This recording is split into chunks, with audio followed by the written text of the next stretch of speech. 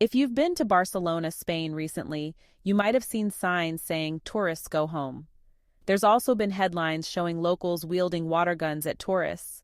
From protests from locals to skyrocketing fines for visitors, tourists are feeling unwanted, unappreciated, and uninvited in a lot of places around Europe. So here's a list of the top 6 places in Europe that are limiting tourists. First up, Venice, with its romantic canals and gondola rides, has long been a victim of its own popularity. But in recent years, the city has seen a staggering number of visitors, leading to congested waterways, environmental damage, and a strain on local life. To slow down the number of tourists visiting, Venice has introduced a number of measures, including limiting the number of cruise ships allowed to dock, implementing a tourist tax, and even experimenting with a reservation system for day trippers. So be prepared to pay higher fees with limited access when visiting Venice. Next on our list is Barcelona, known for its vibrant culture, stunning architecture, and let's be honest, its nightlife has also felt the strain of its own popularity. The city has seen a surge in short-term rentals mainly booked by tourists, which is driving up housing costs for locals and changing the character of neighborhoods. Some locals are feeling pushed out of their own city with news reports of protesters carrying "Barcelona is not for sale" signs. So if you're planning a trip to Barcelona, you may experience this opposition.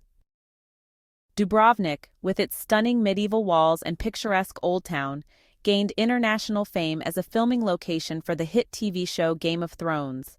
But this newfound fame came at a price, as the city was flooded with tourists eager to walk in the footsteps of their favorite characters.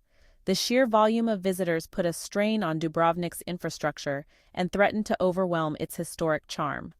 In response, the city implemented a limit on the number of tourists allowed within the city walls at any given time. So if you're planning a trip, check first for any tourist restrictions.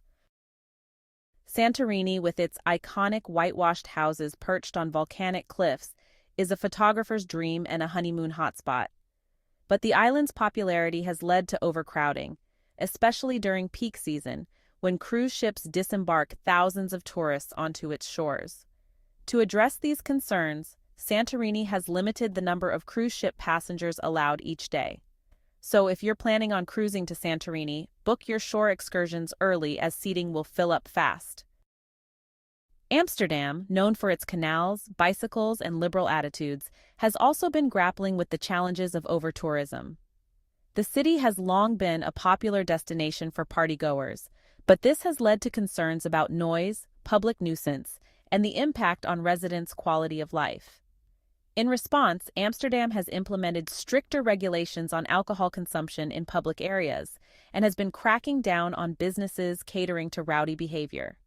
If going to Amsterdam to party is what you had in mind, you might be in for a shock with these stricter laws in place. Reykjavik, Iceland.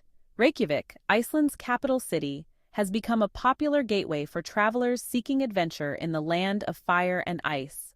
But the country's booming tourism industry has also raised concerns about its impact on Iceland's delicate environment and the preservation of its natural wonders.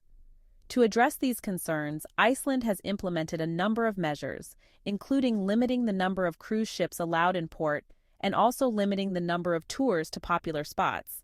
So if Iceland is on your bucket list, you need to plan ahead if you want to see all the city has to offer. And there you have it. 6 destinations that feel the most negatively impacted by tourists and what they're doing about it.